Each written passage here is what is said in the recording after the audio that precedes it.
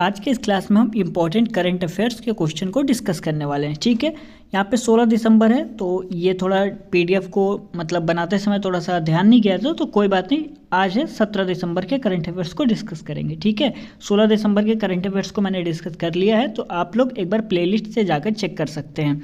चलिए आज की क्लास को हम शुरू करते हैं।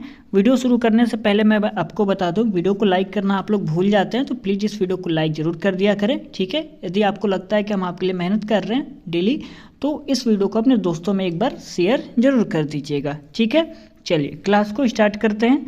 आज के क्लास में हमारा पहला प्रश्न हो जाएगा, राजस्थान के नए मुख्यमंत्री के रूप में किसने शपथ ली है। ठीक है, भजनलाल शर्मा, दिया कुमारी, सचिन पायलट या बालक नाथ। तो इसमें आपका सही आंसर हो जाएगा option number A, Bhajanlal Sharma ने मतलब इन्होंने शपथ ली है।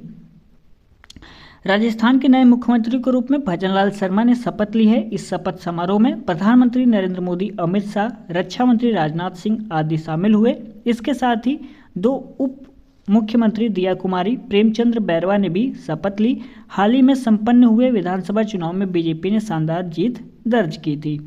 चलिए आगे देखते हैं क्वेश्चन नंबर दूसरा। किस बैंक ने सोलर प्रोजेक्ट के लिए जर्मन विकास बैंक के साथ लाइन ऑफ क्रेडिट पर हस्ताक्षर किए हैं। भारतीय स्टेट बैंक, बंधन bank, Punjab national bank, ICICI bank. तो इसमें आपका सही आंसर हो जाएगा ऑप्शन नंबर ए, भारतीय स्टेट बैंक। चलिए इसके बारे में कुछ जान लेते हैं। भारतीय स्टेट बैंक एसबीआई ने देश में सौर परियोजनाओं को बढ़ावा देने के लिए जर्मन विकास बैंक केएफडब्ल्यू के साथ 70 मिलियन यूरो लगभग 630 करोड़ रुपए की लाइन ऑफ क्रेडिट एलओसी पर हस्ताक्षर किए हैं। एलओसी का उद्देश्य भारत में सौर फोटोवोल्टिक्स पीवी परियोजनाओं को बढ़ावा देना है। ठीक है, चलिए आगे देखते हैं क्वेश्चन नंबर तीसरा। Fast attack craft INS Tarmugli को किस नौसेना डाकयार्ड पर कमीशन किया गया है। Visakhapatnam dockyard, Cochin shipyard limited, Hindustan shipyard या गोवा शिपयार्ड लिमिटेड। इसमें आपका ऑप्शन नंबर ए सही हो जाएगा, विशाखापट्टनम डाकयार्ड। भारतीय नौसेना ने विशाखापट्टनम स्थित नौसेना डाकयार्ड में आयोजित एक कार्यक्रम के तहत fast attack craft INS Tarmugli को कमीशन किया गया। आईएनएस तारमुगली को एक तेज गति से हमला करने वाला जलपोत है। Vice admiral Sandeep Naithani, chief of material, इस कमीशनिंग समारोह के मुख्य अतिथि थे। इसका नाम अंडमान समूह के एक द्वीप के नाम पर रखा जाएगा। ठीक है, यह एक तारमुगली एक तेज गति से हमला करने वाला जलपोत है, इसको आपको ध्यान रखना है। चलिए आगे देखते हैं क्वेश्चन नंबर चौथा क्या कह रहा है।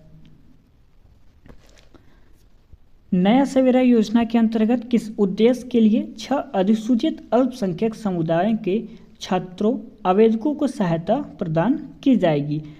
आर्थिक सहायता प्रदान करना, सार्वजनिक क्षेत्र में सेवाओं के लिए योग्यता बढ़ाना, तकनीकी व्यावसायिक पाठ्यक्रमों व प्रतियोगी परीक्षा में प्रवेश के लिए योग्यता देना या उपरोक्त। तो इसमें आपका ऑप्शन नंबर डी सही हो जाएगा, सभी उपरोक्त। नया सवेरा योजना के अंतर्गत 6 अधिसूचित अल्पसंख्यक समुदाय सिख, जैन, मुसलमान, ईसाई, बौद्ध, पारसी के छात्रों आवेदकों को सार्वजनिक क्षेत्र के उपक्रमों, बैंकों, रेलवे, केंद्र व राज्य सरकारों के तहत ग्रुप ए, बी एवं सी सेवाओं और अन्य समकक्ष पदों पर भर्तियों के लिए तकनीकी व्यावसायिक पाठ्यक्रमों व प्रतियोगी परीक्षाओं में प्रवेश के लिए योग्यता प्रदान की जाती है।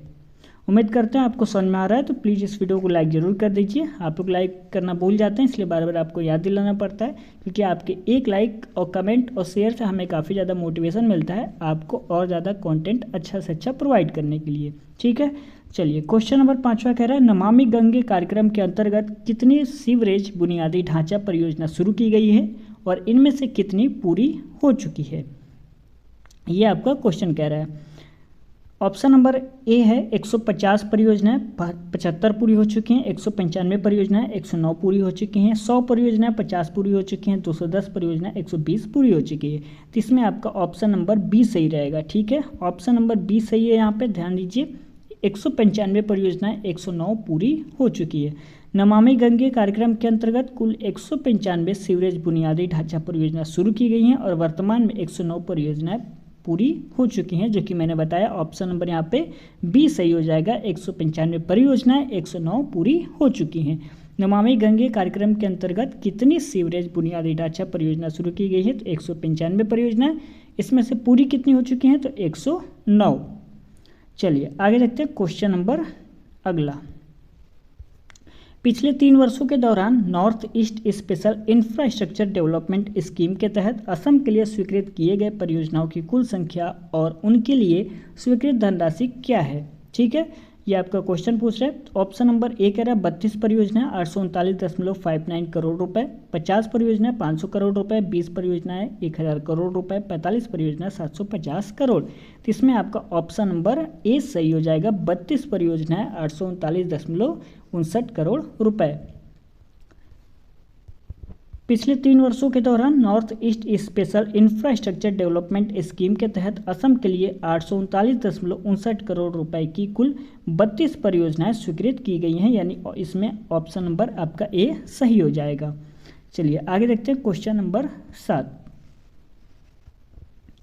भारत सरकार के संस्कृति मंत्रालय द्वारा चलाई जा रही SPOCS योजना के तहत किस उद्देश्य के लिए नए विज्ञान केंद्र संग्रहालय विकसित किए जा रहे हैं। ठीक है, किसके लिए किए जा रहे हैं? खेती के लिए नई तकनीकी उत्पादों का निर्माण, शिक्षा और प्रशिक्षण के लिए नए संसाधनों की स्थापना, सांस्कृतिक धरोहर को बचाने और प्रोत्साहित करने के लिए विज्ञान संग्रहालयों की बढ़ावा, नए रोगों के इलाज के लिए रिसर्च एवं डेवलपमेंट। यहाँ पे लिखा हुआ है SPOCS योजना के तहत संस्कृति मंत्रालय द्वारा विज्ञान संग्रहालय को बढ़ावा देने का मुख्य उद्देश्य सांस्कृतिक धरोहर को बचाना और प्रोत्साहित करना है। ठीक है, यानी इसमें ऑप्शन नंबर इस पर कौन सा सही है? ऑप्शन नंबर यहाँ पे सी सही हो जाएगा। सांस्कृतिक धरोहर को बचाना और प्रोत्साहित करना इनका उद्देश्य हो जाएगा। चलिए आगे देखते हैं क्वेश्चन नंबर 8। भारत की राष्ट्रीय लॉजिस्टिक्स नीति का मुख्य उद्देश्य क्या है? भारत में लॉजिस्टिक्स कंपनियों की संख्या बढ़ाना, भारत में लॉजिस्टिक्स लागत को कम करना, लॉजिस्टिक्स सेक्टर में नौकरियों का सृजन करना, विदेशी निवेशकों को आकर्षित करना।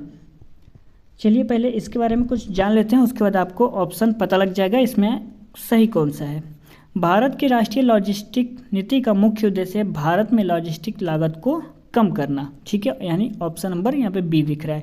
इसके लिए वाणिज्य एवं उद्योग मंत्रालय के उद्योग एवं आंतरिक व्यापार संवर्धन विभाग DPIIT के लॉजिस्टिक्स डिवीज़न के नई दिल्ली में भारत में लॉजिस्टिक्स लागत मूल्यांकन और दीर्घकालिक रूपरेखा नामक रिपोर्ट जारी की गई है, यानी ऑप्शन नंबर यहाँ पे बी सही रहेगा। भारत में लॉजिस्टिक्स लागत को कम करना। एक बार मैं फिर से आपको एक्सप्लेन कर दे रहा हूँ।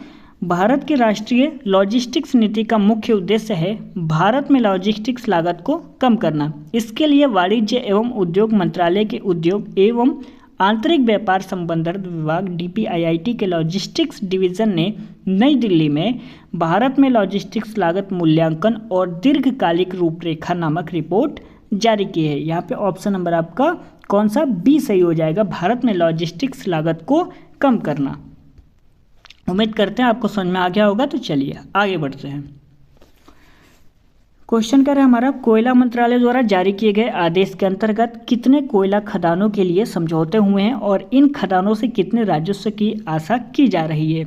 4 कोयला खदानें 750 करोड़ रुपए की आशा, 6 कोयला खदानें 1050 करोड़ रुपए की आशा, 8 कोयला खदानें 1500 करोड़ रुपए की आशा, 10 कोयला खदानें 2000 करोड़ रुपए की आशा। तो इसमें आपका ऑप्शन नंबर कौन सा सही हो जाएगा? ऑप्शन नंबर यहाँ पे बी सही हो जाएगा।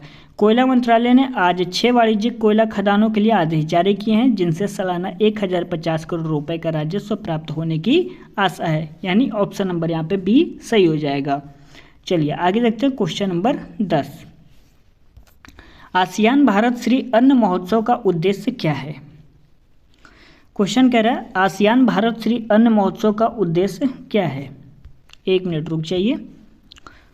क्वेश्चन कह रहा है आसियान भारत श्री अन्न महोत्सव का उद्देश्य क्या है? सार्वजनिक आपूर्ति नेटवर्क को बढ़ावा देना, ऑप्शन नंबर 1 कह रहा है। ऑप्शन नंबर बी कह रहा है अंतर्राष्ट्रीय मिलेट्स वर्ष को मनाना, ऑप्शन नंबर सी कह रहा है श्री अन्न एवं श्री अन्न आधारित उत्पादों के लिए वृहद बाजार स्थापित करना, ऑप्शन नंबर डी कह रहा है कृषि एवं किसान कल्याण योजनाओं का प्रमोशन।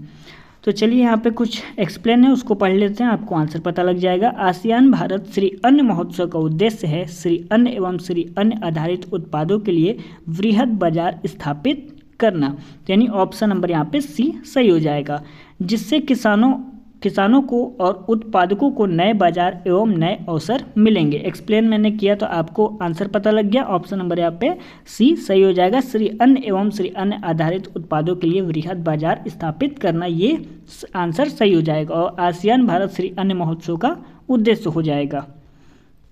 चलिए आगे देखते हैं क्वेश्चन नंबर 11। क्वेश्चन नंबर 11 कह रहा है 14 दिसंबर 2023 को एसपी कॉलेज पुणे में हुई गिनीज वर्ल्ड रिकॉर्ड गतिविधि में क्या हुआ था। ये क्वेश्चन पूछ रहा है क्या हुआ था, तो चलिए मैं आपको बताता हूँ।